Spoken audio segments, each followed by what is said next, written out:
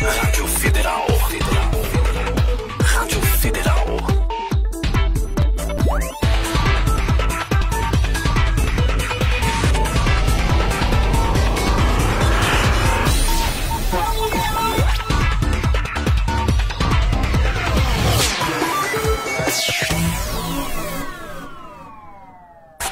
Rádio Federal, do jeito que você curte. A web rádio que é a sua cara. Muito mais músicas. Acorda, que a vida passa. Eu já não sei namorar, meu amor. Deu amnésia, eu não tô de caô. Muito mais conteúdo. Programa BV Educação. Só notícia boa. Programa Moneycast. Papo Firme é federal. Mulheres Reais. Programa Ping Pong. Na trilha certa. Programa Empreende Brasília. Você está ouvindo Light Hit. Programa Eveline Ogawa. Na rota do rock. O Sexta Pop. Programa Federal Sem Vergonha. Muito mais interatividade. Parabéns, velho. Você ganhou um par de ingressos. Ó, palmas pra ele. Aí, ó. Sonoplasta inútil. Ganharam ingressos aí duplos. A Rádio Federal é do jeito que você curte. Rádio Federal. Rádio Federal. O que te impede de dominar o seu dinheiro? Com a Valorize Seu Sonho, você aprenderá a controlar o seu dinheiro e não ser controlado por ele. Saia das dívidas, vire um investidor. Mande agora o seu WhatsApp para 61 992 15 0229 e agende sua sessão. Valorize Seu Sonho. Nossa missão é ajudar você a realizar os seus sonhos através do planejamento e da inteligência financeira. Siga também nosso Instagram, @Valorize Seu Sonho. Rádio Federal, a melhor web rádio de Brasília. Seja um parceiro do projeto Rádio Federal, a rádio web que mais cresce em Brasília. Anuncie, ligue 61 8451 5111 ou 3522 6759. Rádio é federal. No ar, programa BV Educação. Seu caminho passa por aqui, com o professor Bernardo Verano. Boa tarde, queridos amigos ouvintes. Quem vos fala aqui é o professor Bernardo Verano em mais um programa BV Educação.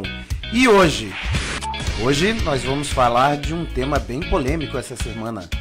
Vamos falar se houve ou não houve o golpe militar que aconteceu dia 31 de março de 1964, há exatamente 55 anos atrás. E o nosso presidente acabou de mandar comemorar a data nos quartéis e hoje ele disse que não era mais para comemorar, que a recomendação dele foi rememorar a data. O que eu posso falar é que, como ex-aluno do Colégio Militar, logo pós período do regime militar, nós fazíamos sim alusão à data, mas nós fazíamos alusão à data como qualquer outra data importante da nação brasileira. Como era uma data importante para o Exército, nós alunos, na época eu era aluno do Colégio Militar e só tinha meninos na escola, nós realmente éramos treinados para seguir a carreira militar ali ainda dentro da escola. Nós fazíamos uma formatura e fazíamos um desfile em comemoração à data, como todas as outras datas cívicas deste país. Então, posso falar que como aluno do Colégio Militar, como tendo essa formação militar, não era essa coisa de vamos comemorar a data, mas ela era assim, lembrada como qualquer data cívica. Eu tenho aqui comigo hoje um grande amigo e um professor fantástico que, assim, no início dessa década, tive a satisfação de trabalhar junto com ele e me deu muito apoio numa instituição nova que a gente começou a entrar. Meu amigo Gilberto Assis. Boa tarde, Gilberto. Boa tarde. É uma honra estar por aqui. E ele é o cara especialista nesse assunto. E vai estar um pouquinho com a gente aqui. Idovan, mas antes da gente falar dessa data, Eu queria dizer aos nossos ouvintes, e a você também, porque eu fiquei sabendo que você quer fazer mais cursos na faculdade, né, Idovan? Já fez a parte de jornalismo, agora quer fazer publicidade, propaganda, relações públicas, você quer essa área de comunicação inteira, né? Adoraria, inclusive publicidade também, que é pra dar uma incrementada também, professor. Não sei se eu vou ter tempo pra tudo isso. Pois é, a oportunidade é agora, é o Enem, saiu o edital do Enem 2019, onde o período de solicitação de isenção da taxa é agora, de 1 a 10 de abril, lembrando que dia 9 é meu aniversário. Partiu. E as inscrições vão de 6 a 17 de maio, e o período para pagamento da taxa de inscrição é de 6 a 23 de maio. As aplicações das provas serão em 3 e 10 de novembro. Então fica ligado no edital e eu recomendo aos alunos, né, professor Gilberto? Exato. Tem que ler o edital, qualquer concurso tem que ler o edital. É fundamental. E principalmente conhecer as regras do jogo. Não só conhecer as regras do jogo, conhecer as suas respectivas competências e habilidades. Sim. Como é que anda essa história das competências e habilidades para a área de humanas? Como é que tá isso aí? Tá, ó, a gente procura trabalhar isso desde a mais tenra idade, né? O desenvolvimento dessas competências, essas habilidades, elas não acontecem apropriadamente só no terceiro ano, quando ele já está próximo da realização das provas.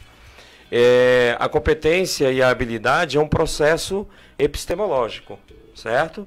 E como processo epistemológico, ele se dá num contexto de construção, reconstrução, significância, ressignificado. Muito bacana. Vamos lá, professor Gilberto. 31 de março de 1964.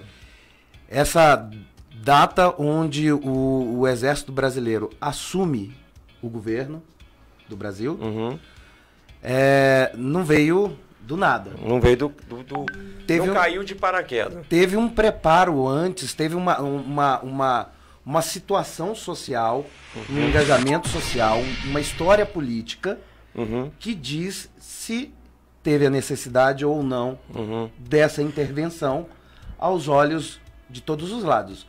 De quem atua ao lado do Exército e não atua do lado do Exército. Mas qual era a situação antes do golpe? É importante justificar isso. É importante que a gente entenda que o golpe de 64, ele não é um evento que se inaugura e se encerra em si mesmo em 64. Aí a gente vai ter que dar uma mergulhada na história, tá aí, porque é tão importante estudar a história. Você vai lá atrás no suicídio de Vargas, em 1954. O governo Vargas, sabidamente um governo popular, e durante todo o processo da chamada do Estado em que você teve uma experiência democrática de fato na história brasileira, a República Liberal Populista, durante toda a formação do populismo, Vargas. Não confundir populismo com popular, que são duas coisas totalmente distintas. O populismo prega a liderança carismática para a reivindicação de reivindicações populares, em troca do apoio, em troca do voto. Que a gente pode resumir isso rapidamente. Legal. O problema é que o populismo no Brasil, desde a sua formação, que também não é um fenômeno brasileiro, é um fenômeno latino-americano, é um fenômeno político já de grande área de atuação. O populismo, ele foi erroneamente interpretado como sendo uma política, digamos, comunista. Ele foi, durante muito tempo, interpretado como sendo ação comunista. Há uma confusão entre você atender reivindicações populares com introdução de um sistema político comunista. Então, quando Vargas morre, ele morre em função, o suicídio dele é uma resposta à enorme pressão política que ele vinha recebendo dos grupos defensores do liberalismo econômico e apoiados pelos Estados Unidos, que viam com grande receio que na América se tivessem outras experiências como a de Cuba em 59. Então eles não queriam que isso voltasse a acontecer, né? E obviamente ficavam desesperados com qualquer possibilidade de que isso pudesse acontecer. A situação ela se confirma no momento em que os Estados Unidos encaminham o Lincoln Gordon como sendo um embaixador para o Brasil. Um cara especialista em América Latina. Que veio ao Brasil, não veio só para poder acompanhar o trabalho diplomático. Ele veio também... Início dos anos 60. Isso no início dos anos 60. Vem a morte de Vargas, vem toda uma comoção popular, e a República do Galeão, que é um grupo formado pelos liberais, sob a liderança de Carlos Lacerda, e outros políticos de extrema-direita e conservadores, não puderam efetuar o golpe. O golpe já estava todo encaminhado. Inclusive, o golpe liberal. O golpe liberal. De direita. Inclusive, de direita. Inclusive, com a ação de tentar cooptar o Café Filho, vice-presidente de Getúlio Vargas. Que ele acaba não concordando. Então, eu sou defensor da democracia, não vou participar disso. O golpe Isso não é dado. Isso não significa que ele era socialista. Não significa que ele é, muito pelo contrário, ele era da UDN, que era o antro político dos grupos de extrema-direita no país. Liberais, conservadores, totalmente fiéis aos Estados Unidos, totalmente fiel. Então ele era desse grupo. Era desse grupo. Mas ele não concordou com a ideia de Carlos Lacerda. Só que a comoção popular, e aí basta visitar os livros de história para você perceber, a população não deixou. A República do Galeão, então, segurou, digamos assim, sentou no freio. Vamos devagar, vamos ver o que acontece. Vem a sucessão, né, o caminho, vem JK, vem todo mundo, e essa ideia do golpe, que sempre esteve presente, tá, Bernardo? Isso sempre esteve presente na história da República Liberal Populista. A UDN nunca conseguiu ganhar uma eleição e sempre criticava o processo eleitoral. Ora dizendo que o presidente não podia ter menos votos do que um vice-presidente, mas isso não existia escopo legal para isso. Ora dizendo que a votação era separada, não era em chapa, né? Era separada, não era em chapa. Ora dizendo que aquele presidente ou aquele vice, enfim, criavam uma série de subterfúgios para tentar invalidar a eleição, coisa que eles nunca conseguiam. Porque, apesar de fazer maioria no Congresso, eles não conseguiam fazer com que essa maioria fosse absoluta. Aí vem JK, que é um período de estabilidade política considerável. Como ele conseguiu essa estabilidade política? Porque ele fez a eleição dele é resultado de uma aliança política ímpar. Já que hoje o nosso presidente está tendo algumas dificuldades de fazer alianças e acordos, talvez tivesse que visitar um pouco a história e entender como que a aliança PSD-PTB funcionou como nunca. Dois partidos, o PTB altamente identificado com Getúlio Vargas e o populismo, o PSD muito conservador, mas nem tanto liberal, nem tanto conservador, apenas um conservadorismo no sentido do antirreformismo. Bastou os dois sentarem à mesa, cada um ceder um pouco, o PTB ceder na reforma agrária, o PSD ceder no conservadorismo e permitiu a eleição de JK. E essa aliança fez uma maioria confortável no Congresso Nacional. Nossa, eu vejo que isso pode ser reestabelecido hoje por uma pauta importantíssima para o Congresso, né? Exatamente. Assim, governar... o esquema republicano brasileiro, o presidencialismo brasileiro, pressupõe fazer alianças e acordos. Isso não quer dizer de dar cargos não significa dar cargo. E privilégios. De maneira alguma. O problema é que durante os últimos anos da República, principalmente na redemocratização, essa foi a moeda de barganha. E isso, obviamente, traz dilemas éticos e morais contundentes. Para todas as áreas. Para todas as áreas. Agora, o discurso do eu sou da nova política e eu não quero a velha política, você precisa ter substrato. Você precisa ter projeto. Você precisa ter um monte de coisas que eu acho que a gente não está vendo. Porque você pode não oferecer cargo, mas você vai ter que negociar. Essa a essência da República Brasileira. Aí, que JK fez. Que JK fez e fez com maestria. Ele fez e fez com maestria. Ele não teve um menor obstáculo de nada. Gente, ele abriu uma cidade no meio do nada. Em 4 anos. Para você fazer isso, você tem que ter apoio no Congresso. Você pode dizer o que você quiser, mas se você não tiver apoio no Congresso, você não vai fazer nada. Vem JK, vem Jânio Quadros, que é aquele desastre todo. O próprio JK... Mas me explica o Jânio. O Jânio vem de São Paulo, varre, vassourinha. Isso. Ou varre, vassourinha, não, varre, vassourinha. Veio depois. Não, vem junto. Vem junto. Isso é uma ideia... E o povo abraçou essa ideia. Abraça, porque a ousadia de JK, ela não é sem preço, ela não é sem consequência. A economia brasileira, ele fez muito pela economia, criou uma cidade, mas ele emitiu muita moeda. Ele gerou um espectro inflacionário gigantesco. Perfeito. Não tem, ele próprio, JK, reconhece que deixou o país em uma condição econômica muito ruim, no ponto de vista inflacionário, mas que também deixava o país em condições infraestruturais, em melhor situação do que quando ele recebeu, o que o próximo presidente poderia, usando essa infraestrutura, ele poderia enfrentar o problema econômico, o que não aconteceu, porque o Jânio Quadros brincou de governar. O Jânio Quadros, por razões, sabe-se lá de onde tiradas, resolveu renunciar.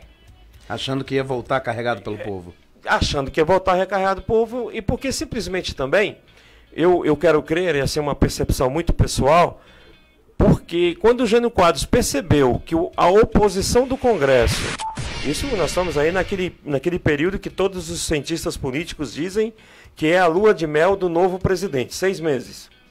Certo. No 6º mês ele percebeu que ele já não tinha mais o apoio e que teria pela frente uma forte oposição da UDN de Carlos Lacerda. Então eu acho que, pressentindo politicamente isso, ele botou as cartas na mesa. Ele achou que talvez, saindo da forma como saiu, poderia o povo trazê-lo de volta. Só que o povo, ele na verdade mergulha o país numa crise institucional gigantesca. Por quê? Porque ele, dentro da percepção de governo dele, falou, olha, eu quero fazer um governo independente, no auge da Guerra Fria. No auge da separação dos dois blocos. No auge... Onde um partido estava sendo cobrado de todos os países. De todos os países. Você vai para lá ou vai para cá? Exatamente. Então não podemos esquecer que em 62 teve a crise dos mísseis. O mundo ficou a 30 minutos de uma guerra nuclear. E você não pode esquecer disso. Não, verdade. Entendeu? Então ele queria independência. Imagina, mandar o vice-presidente visitar a China, velho.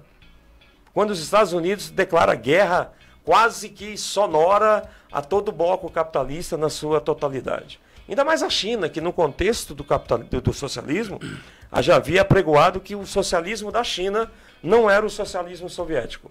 Sim. Então você já vê que é uma situação muito delicada.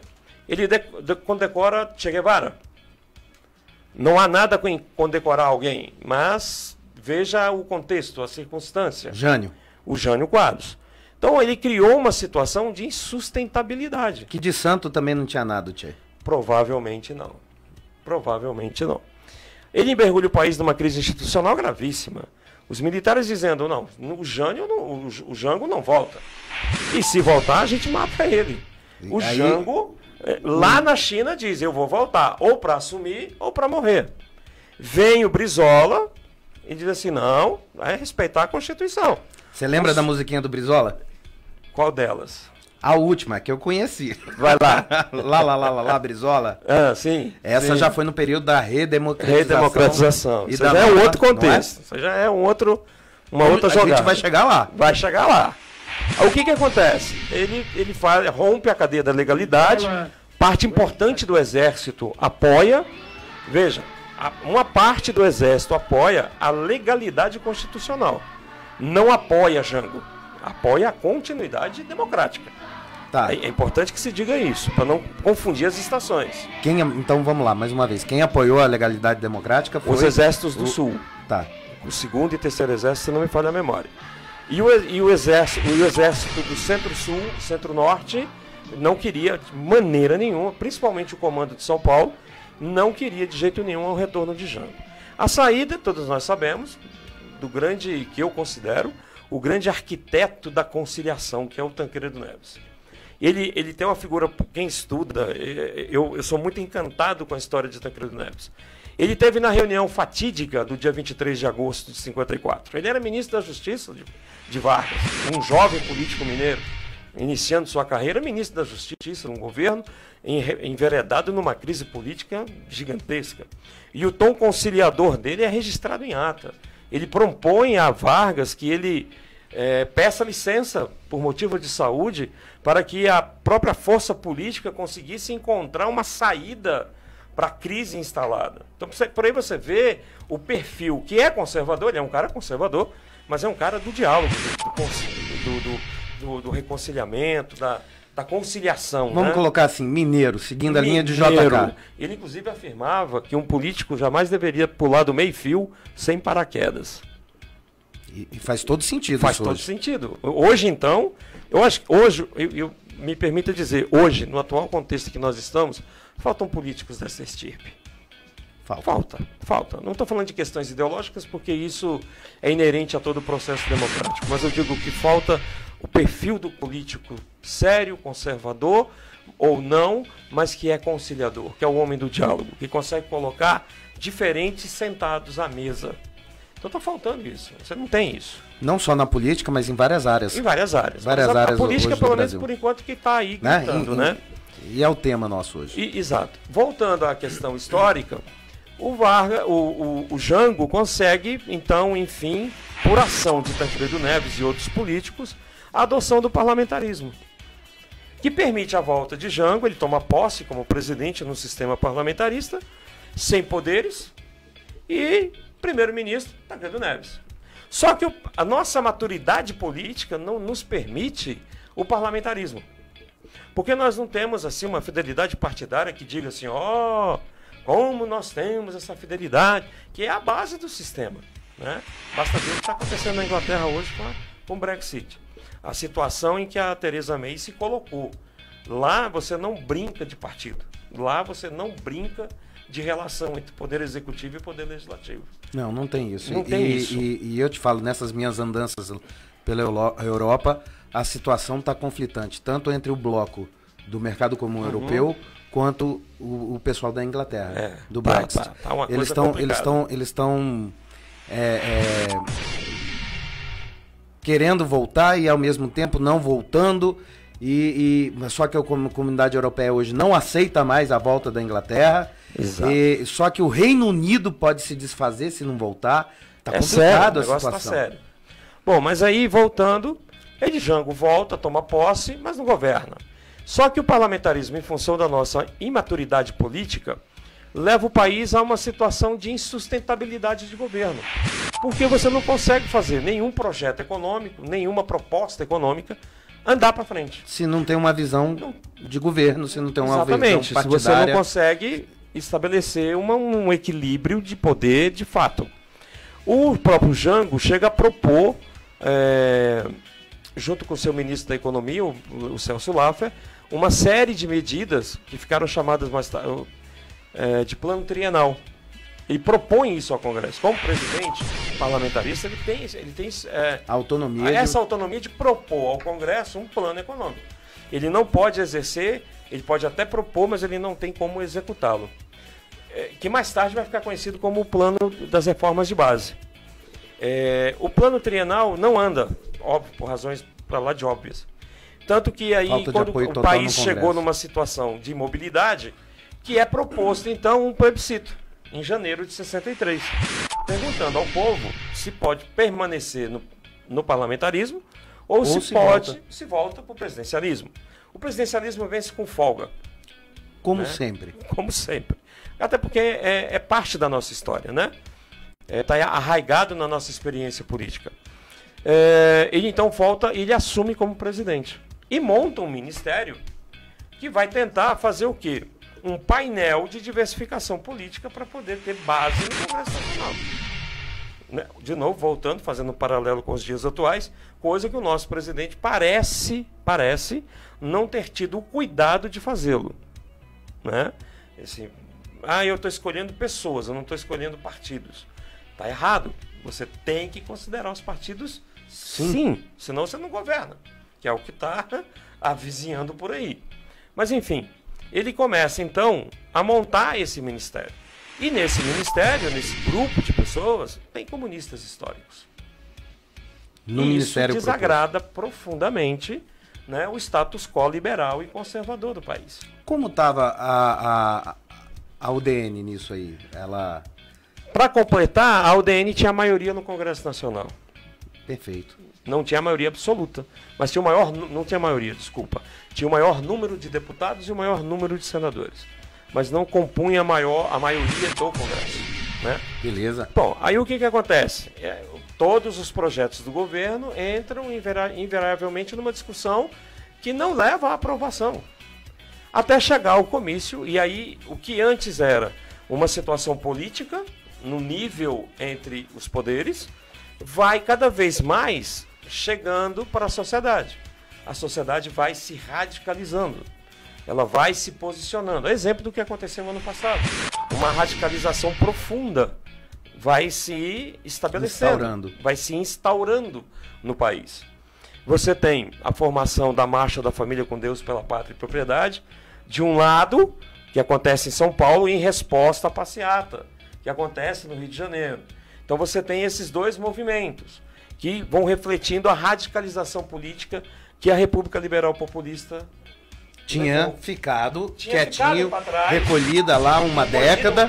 Uma década e que agora volta abastecida com propriedade. E com propriedade. Falando que a esquerda, ou o pensamento de esquerda... Eu não diria assim, aí é que vem uma grande, que a gente tem discutido muito, a academia tem discutido muito. Até que ponto as reformas de base, que é o ponto nervoso, nevrálgico da relação, da situação, até que ponto as reformas de base eram reformas comunistas ou socialistas? Tá, você propor reforma agrária já causa temor danado. Mas o problema não era esse, pelo que você está me mostrando, o problema eram as pessoas que estavam propondo. Exato. O problema é uma boa perspectiva. Talvez, se tivesse a UDN proposto fazer uma distribuição de terras, o que eu acho muito improvável, mas enfim. Mas vamos lá, vamos fazer uma política pública aí de assentamento, vamos, sei lá, pegar as terras que não estão aí devolutas, não são produtivas, ninguém está tomando conta. São terras federais, inclusive. Então são terras da União, tá? São terras devolutas da União. Então vamos pegar essas terras, vamos fazer aí uma política pública para poder... Tá? Porque, historicamente, o governo do Jango tinha pensadores catedráticos de esquerda. De esquerda, mas também tinha os de centro-esquerda e tinha até alguns de direita. Não, mas aí é que tá. Ficou viral pelas pessoas e não pelo pensamento. Não pelo pensamento. E aí o que acontece? Quando ele em abril, vai lá no comício de abril, lá na Central do Brasil, que ele decreta a reforma agrária, a revelia do Congresso, aí que a coisa complicou. Porque o problema não é a decretação eu vou dizer, é a revelia do Congresso. E eu vou dizer uma coisa, o movimento pela paz que você colocou, que aconteceu, historicamente, naquela época, era para ter acontecido. Sim. Sim. Pelo que você está me colocando, era para ter acontecido e era para ter essa grandeza de reverberar até hoje. Exatamente. Por isso que era reverberar. Agora, como se reverbera isso hoje é o que pode ser discutido. Exatamente.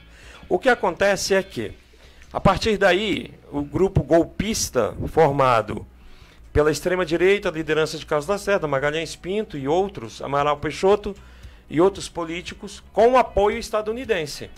Porque aí o embaixador americano tem um papel fundamental, porque ele vai abastecendo o governo de Kennedy de informações a respeito da situação brasileira. Mas há hoje documentos comprovadamente mostrando que esse grupo da antiga República do Galeão, ele não pode chamar de República do Galeão, porque o contexto histórico é outro, mas é o mesmo grupo. Burgueses financistas, burgueses ligados ao capital americano,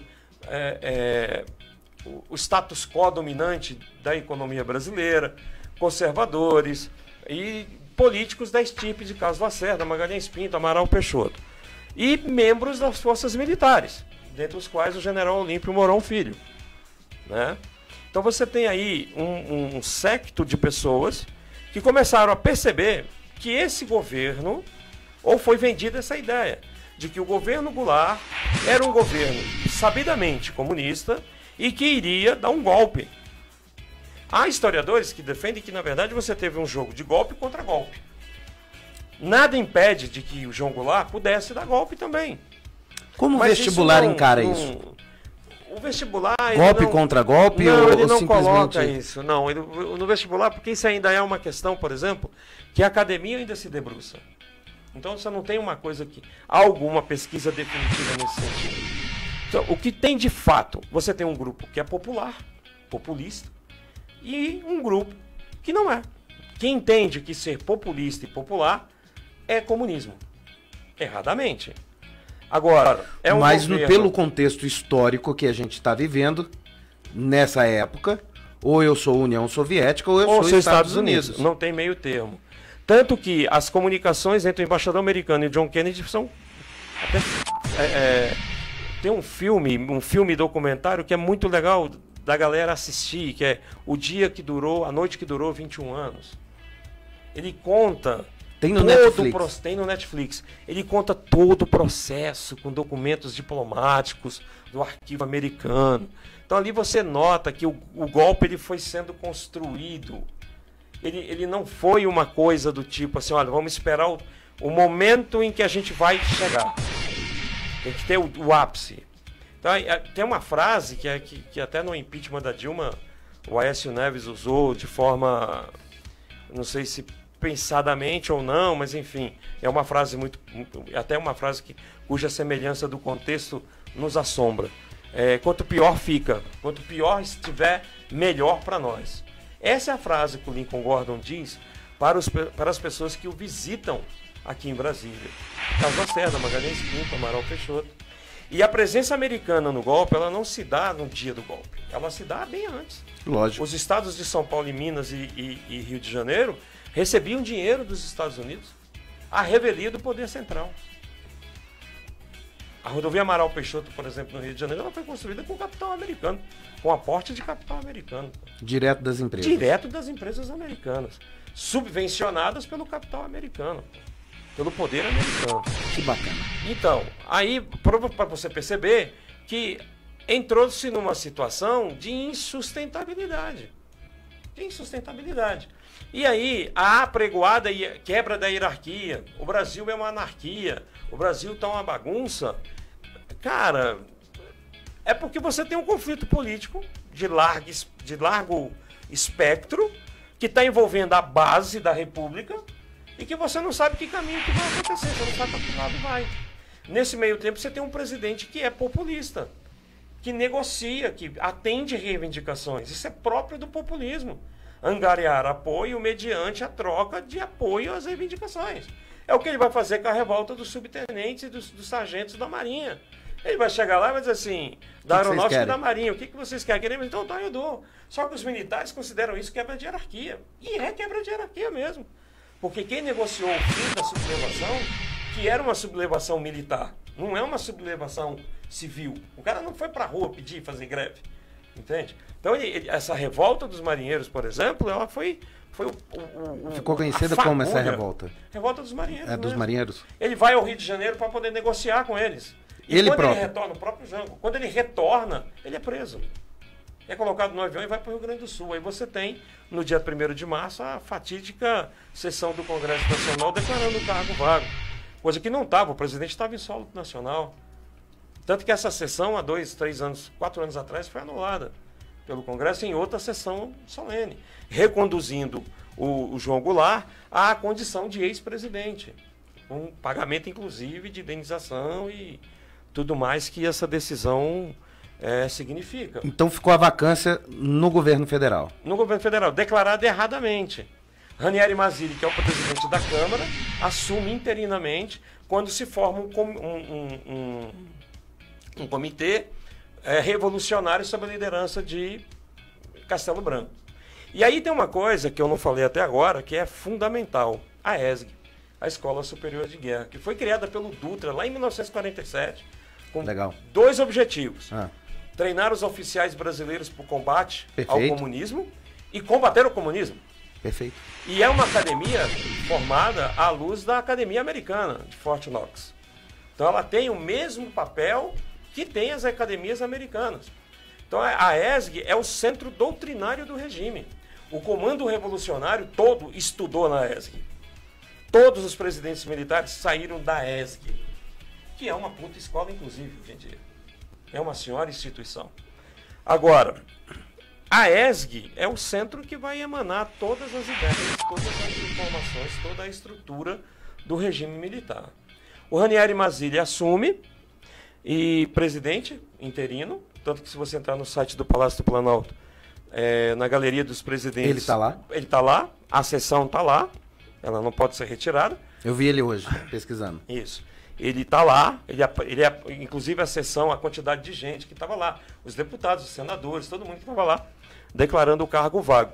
Erroneamente, diga-se de passagem que nesse dia o Exército já estava na esplanada dos ministérios, tomando de conta da esplanada, o Congresso Nacional estava devidamente cercado. Isso no dia 1º de abril. 1º de abril. O golpe era para ser dado dia 1º, tá? Só que dia 1º é dia da mentira. Os militares ficaram assim meio receosos de que pudesse... Algo jocoso. Isso é mentira e tal. Eu pessoalmente, acho que é por outra razão. O Olímpio Mourão Filho falou, olha, esses caras não vão ceder, eu vou tomar o pé desse negócio. Eles não vão cumprir. Não vão cumprir. Ele não adianta conversar. O cara ligou para o general Cruel, falou, general, os caras vão ou não vão? O general liga para o presidente, fala, presidente, o senhor vai tirar os ministros comunistas? Se o senhor tirar os ministros comunistas, eu garanto a legalidade, a ordem, etc. Isso em dia 29 de março, dia 30 de março. O general liga para hoje, há 55 anos atrás. Hoje, há 55 anos atrás. Você vai tirar, porque nós estamos achando. Mas o Jango não estava. Já não era mais presidente, né? Não, ainda era.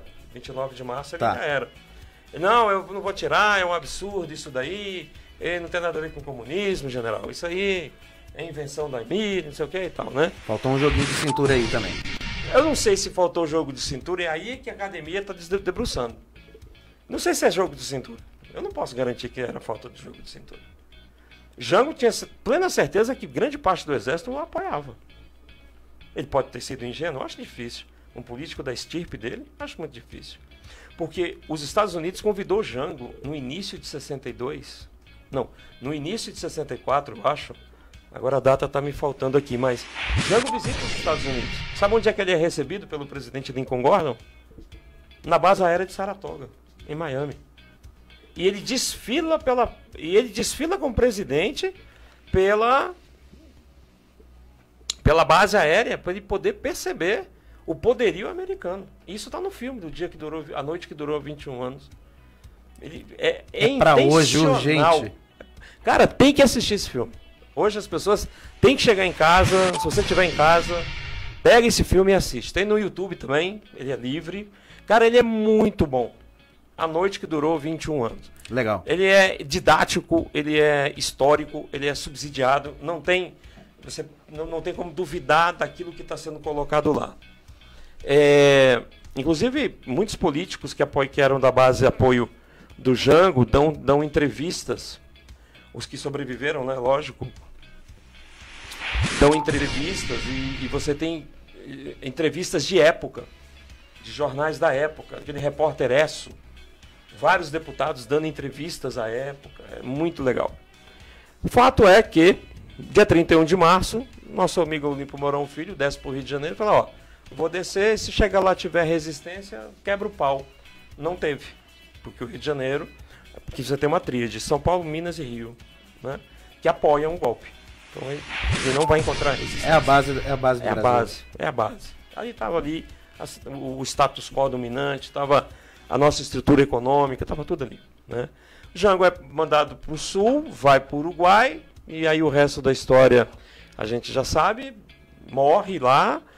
Até bem pouco tempo atrás a Comissão Nacional da Verdade levantou a hipótese de ter sido envenenado, devidamente descartada, e ele retorna ao país, aí vem toda uma história da redemocratização.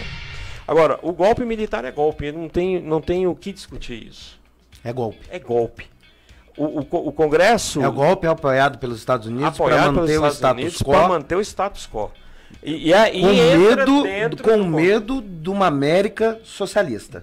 Medo de uma América socialista. Mas essa situação da América socialista também não estava rolando na América Central?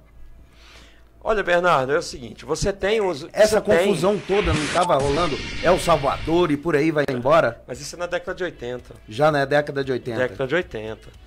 E nos anos 60, você tem o grande lance é que eu não posso dizer, por exemplo, na década de 60, que os grupos de esquerda avançaram no país. No país ou na América Latina. Eu não tenho como afirmar isso para você. O que eu tenho é que o populismo ocupou um vácuo de poder.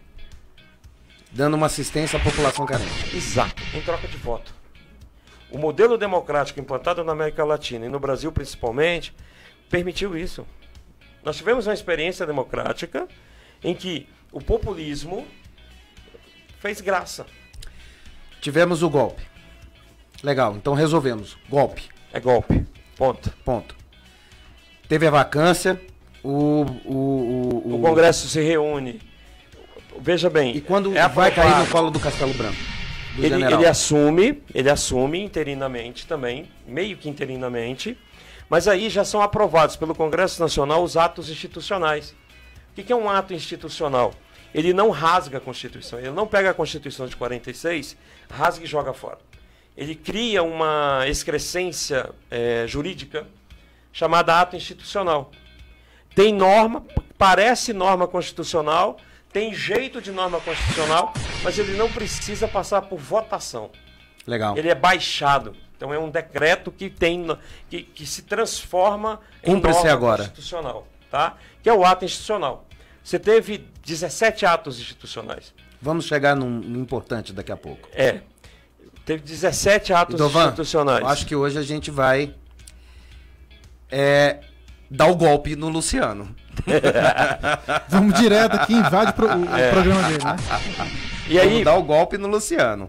Aí o que acontece? Tem 4 atos institucionais que são fundamentais, que são a base e a estruturação do regime militar. Esses 4 atos institucionais eles foram gerados dentro da ESG. O ato institucional número 1, o 2, o 3 e o 4. O número 1 suspendia a eleição direta para presidente e criava a figura da eleição logo no início, direta, de saída. logo de cara, que é o ato que permite a eleição de Humberto Castelo Branco. Os militares assumem o poder com a proposta de zerar a inflação, desenvolvimento industrial, acabar com a bagunça e eliminar o perigo comunista. Que é a ideia de retomar o Brasil ao rumo correto. Ao rumo correto, exatamente. A famosa frase, eu quero meu Brasil de volta. Ele não é uma criação assim, inédita dos movimentos de 14 e 15, não. Aí, o fato é que eles começam, então, a primeira tarefa de Castelo Branco é de limpar os subversivos. Entendendo o subversivo como todo aquele que representa perigo à ordem constitucional estabelecida na bandeira, ordem e progresso. Eles começam, então, pelos IPMs, inquéritos policiais militares, vão suspendendo direitos, né?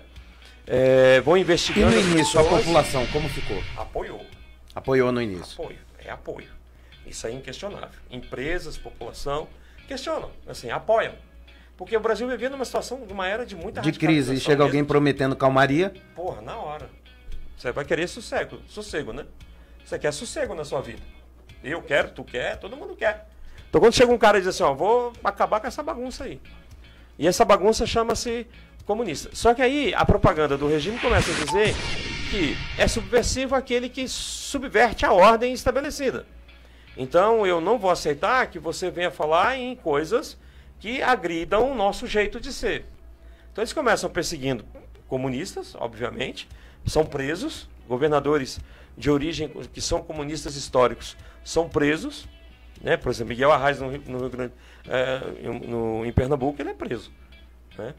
O próprio Brizola também foge, vai embora, se manda, senão também teria sido preso. Isso já estou falando ainda no Castelo Branco. Isso no Castelo Branco.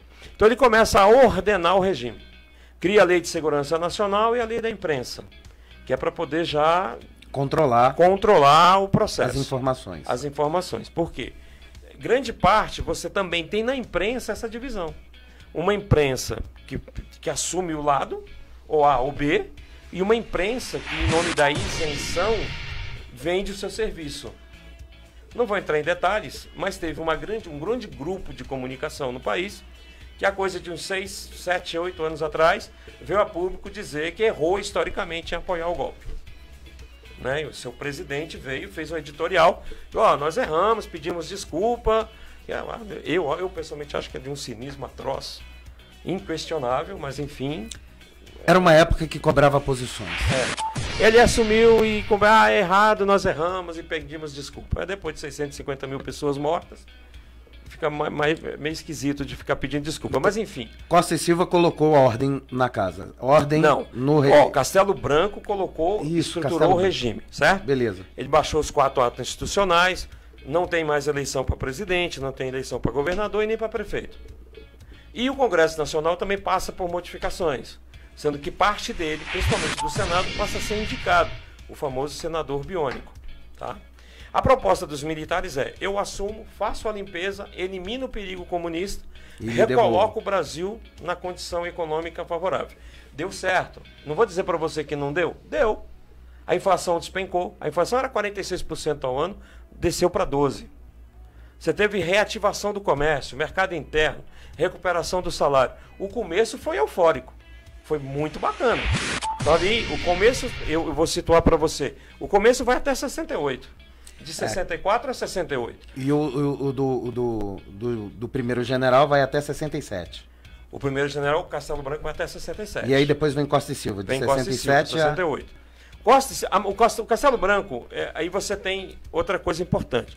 Os militares, eles são unidos, mas eles não formam um bloco hegemônico. Tem aqueles que apoiam, como o Castelo Branco, os castelistas, que defendem a permanência no poder, a manutenção da democracia, porém com uma democracia limpa, uma democracia bonitinha, sem esquerda, sem comunista. E tem a galera da linha dura, que diz, rapaz, só tem democracia se for democracia, mas só vai ter governo se não tiver ninguém, tem que eliminar os caras. Não é mandar prender, não é expulsar, não é... É mandar prender mesmo, matar e fazer o diabo com os caras, é a linha dura. Essa linha dura, ela não O americano apoiava quem? Os castelistas. Os castelistas. Era mais...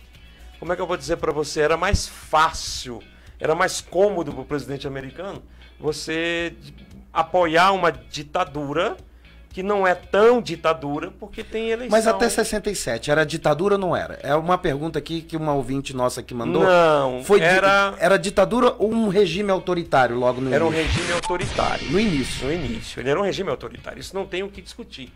Por quê? Porque ele caçou deputado que não era contrário, quer dizer, ele pegou todo mundo que era de esquerda, populista, ou que pudesse ser de esquerda, sacola, saco, prisão, vai embora, se manda. O negócio foi tão sério que até o caso Lacerda foi embora, Bruno. O caso Lacerda foi embora. Da Guanabara ali. O da UDN. O pessoal da Guanabara. A República do Galeão. A galera foi embora. A galera foi embora, cara. Olha só. Eu acho assim, ele, Carlos Lacerda, tinha em mente ser presidente da República. E ele achava que os militares o escolheriam naturalmente por ser ele quem é, pela história que ele tem de combate ao comunismo e aquela coisa toda. Não é o que aconteceu. Não iria acontecer. Não ia. 67, Castelo Branco sai, é feita uma nova eleição, Costa e Silva assume, com o discurso de vou devolver o poder aos civis. Tanto que ele escolhe um vice-presidente civil e não militar, o grande jurista Pedro Aleixo. 67, tudo bem, beleza. A economia tá bem. Essa ideia muitos não sabem.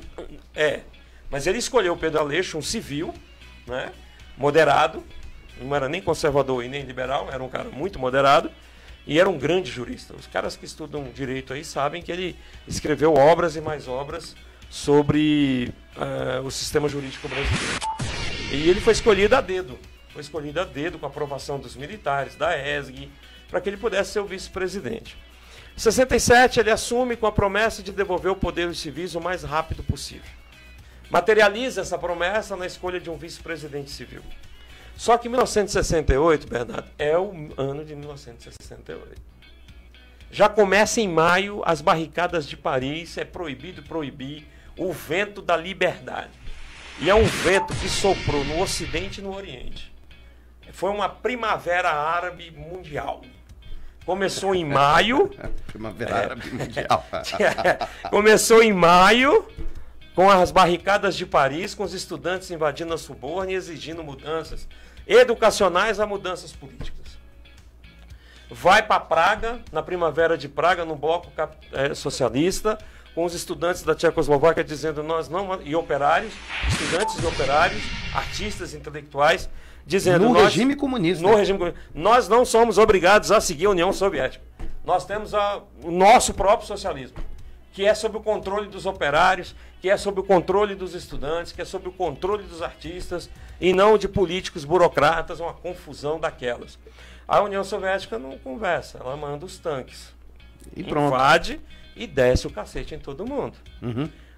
Paris, a coisa se organiza sozinho. Mas também 1968 é o ano do movimento hippie, que não é nem um movimento político, não é um movimento ideológico, não é um movimento social, é um movimento cultural. Da contracultura, não é nem cultural, é da contracultura, pô. Eu não sou obrigado a seguir esse padrão de vida, nascer, crescer e botar um terno, ganhar $1 milhão antes dos 30 anos. Foi aí que o pensamento ambiental começou a estruturar, sabia, Idovan? Nessa verdade. época... Foi exatamente aí, né? Foi aí que começou o pensamento que ambiental. Vamos proteger passarinho. O movimento... Mas isso me prejudica até hoje, porque o povo Imagina. acha que eu vou proteger passarinho até hoje. E não é assim mais um movimento ambiental. Não é por aí. Ó, o movimento, Não só a isso. formação das comunidades alternativas, que não era...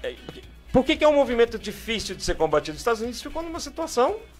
Assim, porra, quem é o inimigo? Eu não nem sei quem é o inimigo.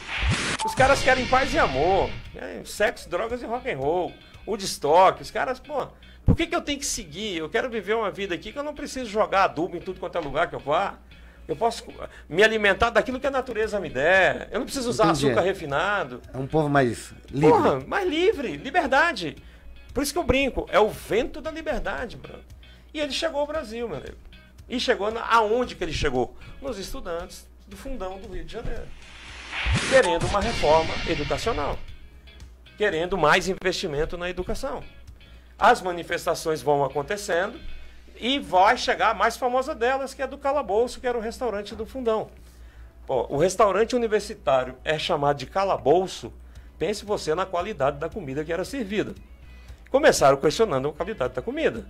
Vem daqui, vem de cá. Os estudantes brasileiros, influenciados pelo movimento de maio de 68, também se organizam. Vão formar o MESB e a UNE. Esses dois instrumentos, esses dois organismos, dos estudantes secundários e dos estudantes universitários, são fortíssimos. São fortíssimos.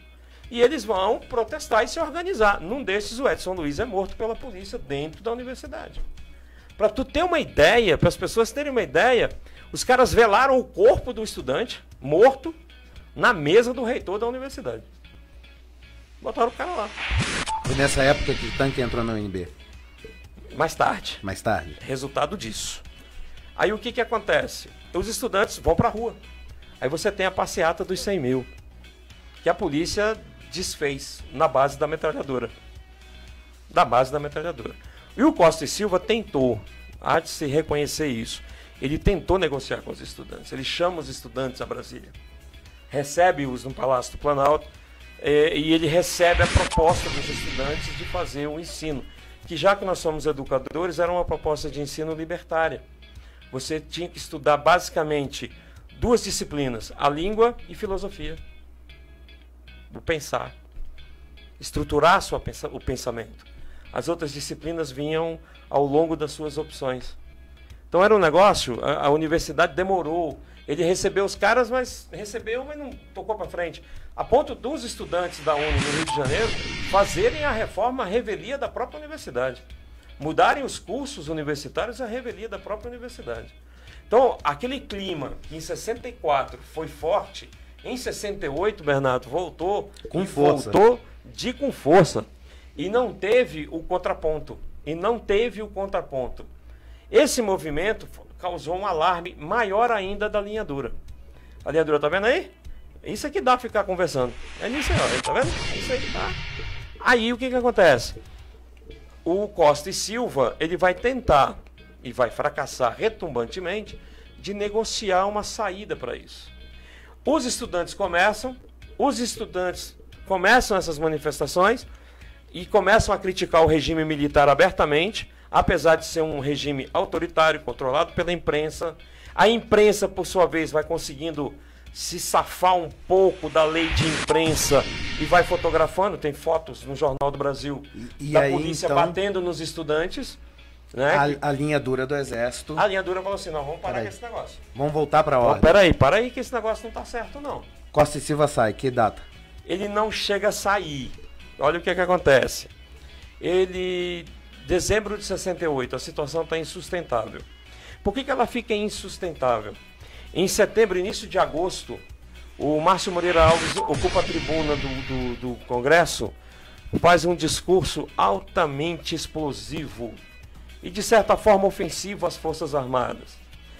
Ele diz coisas do tipo, não levem seus filhos para os desfiles cívicos de 7 de setembro, porque não podemos levar os estudantes a apoiar generais que metralham estudantes no Rio de Janeiro, e assim vai embora. Nesse filme aí, do Longo Dia, que durou 21 anos, aí, aparece o discurso, ele é dramatizado no filme. Não aparece o próprio Márcio Moreira Alves falando, mas aparece uma dramatização do discurso. Aí os militares querem processar esse cara, porque ele ofendeu a minha honra. O Congresso faz o quê? Já botando as asinhas de fora. Fala assim, não vai processar ninguém aqui não. Aí os militares, não vai processar não. Então tá bom, beleza. Aí tem a reunião do Conselho de Segurança Nacional, criado pela ESG lá atrás, por Castelo Branco, para discutir as questões de segurança nacional e internacional. É reunido todo mundo no Palácio Planalto. Nesse dia da reunião, o Exército cerca o Congresso, fecha o Congresso, pega a chave e diz assim, ninguém sai, ninguém entra do Congresso. E os caras dentro do Congresso, nós só vamos sair daqui se a gente tiver liberdade e não sei o quê, não sei o quê. Portanto, radicalização. A reunião do Conselho de Segurança Nacional, dia 13 de dezembro de 1968, ela já começa com os ministros militares da linha dura, trazendo o AI-5 pronto para ser assinado. E aí eu já estava com um Médici, né? Ainda é o Costa e Silva. Ainda é o Costa e Silva. O Costa e Silva não tem outra saída a não ser assinar e baixar o decreto do AI-5, o tenebroso AI-5. Aí o regime que era autoritário se tornou uma ditadura sanguinolenta. Aí a ditadura pra valer. Aí virou a ditadura. É o período da treva mesmo. Aí o pau comeu frouxo. Nesse dia a UNB é invadida, tá? Nesse dia? É nesse dia, 13 de dezembro de 1968, ela é invadida. E ela volta a ser invadida mais uma porção de vezes. Né? O Costa e Silva, ele tem um derrame e depois uma trombose, torna-se incapacitado. Em novembro de 68, em dezembro de 69, desculpa, em 69 ele sofre derrame, sofre trombose, ele torna-se incapacitado. Uma junta militar assume em novembro de 69 e decreta mais 2 atos institucionais e uma emenda complementar que permite a prisão perpétua e permite a pena de morte em caso de distúrbio político. E aí vem toda essa história. Aí vem o Médici, que é escolhido por uma lista tríplice. A junta militar pede que os comandos militares no Brasil elaborem uma lista tríplice. O nome do Médici é o único que aparece em todas as listas tríplices. E ele assume, e aí você tem a ditadura estabelecida e uma ditadura que... Gilberto, a gente está no fim, mas eu quero te perguntar, na década de 70 teve o crescimento econômico do Brasil. O milagre econômico, ele recebe esse nome, é um crescimento econômico. E ainda é num período em que a ditadura está mais do que bombando. Está bombando. Só que a ditadura é o seguinte, aí a gente tem que entender o seguinte. É ditadura porque a gente sabe que foi ditadura. E serviu de modelo para o resto da América Latina. E serviu de modelo para o resto da América Latina. Argentina, Chile, depois do AI-5. Depois do AI-5. E aí você tem a Operação Bandeirante, você tem a Operação Condor, que é o afinamento, digamos assim, das ações dos exércitos latino-americanos, principalmente no Cone Sul. Alguns com apoio americano e outros nem tanto, tá? Ok. Uns com apoio americano, outros nem tanto. O apoio já não é tão flagrante como foi em 64, tá? Mas é importante que a gente entenda... O barco já estava andando, então tranquilo. Até porque a Guerra Fria já estava na sua fase de coexistência pacífica. É importante que a gente entenda o seguinte. O regime de Médici, os 4 anos de Médici, ele tem um combate ao terrorismo, um combate aos grupos de esquerda, à oposição ao regime, extremamente eficaz, extremamente violento, extremamente ativo. Mas, como ele controlava a imprensa muito, não é pouco não, é muito, a imprensa divulgava aquilo que o governo queria. As campanhas do governo deixavam claro que o país estava vivendo o melhor dos mundos. Mas é preciso que entenda, os planos nacionais de desenvolvimento, que são os planos econômicos dos militares durante o regime militar, o 1, o 2, o 3 e o 4, são planos econômicos que não vão surtir o efeito necessário. O milagre econômico acontece por puro milagre, ele não tem esse nome à toa. É derivado de uma condição internacional que é o preço do petróleo. Ele caiu, o preço do petróleo estava no chão. E isso facilitou a vida de todo mundo, inclusive dos Estados Unidos. Eu acho que foi dos poucos momentos na história econômica do mundo em que os Estados Unidos cresceu, não com a desgraça dos outros. O petróleo era muito barato. Você vai perguntar para o seu pai, para o seu avô, botar gasolina num Dodge Dart, usar 1 litro de gasolina para andar 1 quilômetro, era fácil. Era fácil. Mole. Meu pai mesmo comprou o carro 0 quilômetro, indo na concessionária com um bom dinheiro no bolso. Toma. Então o dinheiro circulou mais, você teve mais dinheiro. Mas esse plano econômico, esse desenvolvimento econômico, que foi milagre, ele não é sustentável. Ele não é fruto de um desenvolvimento econômico anterior. Ele não é fruto de uma política econômica que trouxe esse desenvolvimento. Ele aconteceu, ponto. Só que o governo militar, ele para poder eliminar, angariar o apoio da classe média, ele permitiu que a classe média comprasse de tudo. Ele concentrou o dinheiro na classe B, A, A1, A2 e A3, as classes mais ricas. O topo da pirâmide ganhou dinheiro como nunca. O dinheiro não se concentrou, ele se dividiu mais ainda. E o Delfim Neto, ele foi sincero, ele não mentia. Primeiro vamos fazer o bolo crescer, depois a gente divide um pedaço para cada um. Só que o pedaço que os trabalhadores e os mais pobres receberam eram migalhas, que caíram da mesa. Não foi nem migalha servida no prato. O bolo não se dividiu, o bolo ficou com o dono da festa. Só que quando o petróleo veio em 73, aumentando, criação da OPEP, a farra acabou. A farra acabou. Aí ficou a conta para ser dividida. E é nesse ponto hoje, então, onde a conta vai ser dividida, que eu já queria te fazer o convite para a semana que vem estar aqui com a gente de novo. Tamo junto. Porque esse assunto, aí agora a gente vai no período dos